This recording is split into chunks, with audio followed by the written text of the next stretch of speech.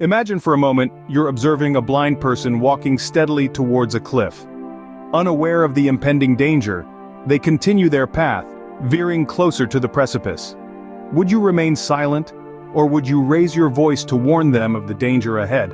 This scenario might seem far removed from our daily lives, yet it's a powerful metaphor for understanding the concept of sin and judgment. Just as the blind person walks unknowingly towards the cliff, we too might be walking towards a spiritual cliff without realizing it. Sin, in essence, is much like walking blindly towards a cliff. It represents actions and behaviors that lead us away from the path of righteousness and towards a precipice of spiritual danger.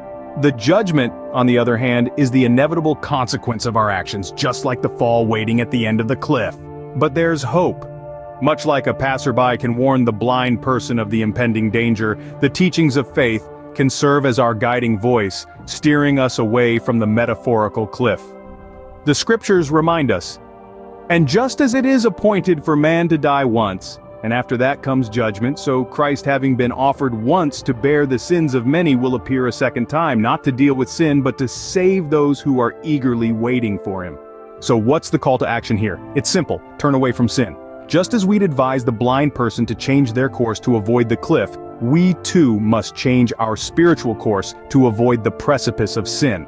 This is the time to embrace the teachings of faith, to seek the light of righteousness, and to turn away from the darkness of sin. The scriptures remind us, whoever believes in him is not condemned, but whoever does not believe is condemned already, because he has not believed in the name of the only Son of God. But remember, just like the blind person has the free will to heed the warning or ignore it, so do we when it comes to sin and judgment. The decision is ours to make. As the scriptures say, "For what does it profit a man to gain the whole world and forfeit his soul?" In conclusion, sin and judgment can be likened to a blind person walking towards a cliff.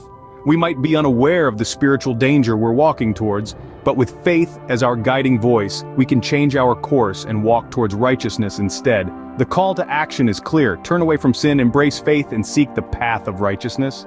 Because just as the blind person can avoid the fall, so can we avoid the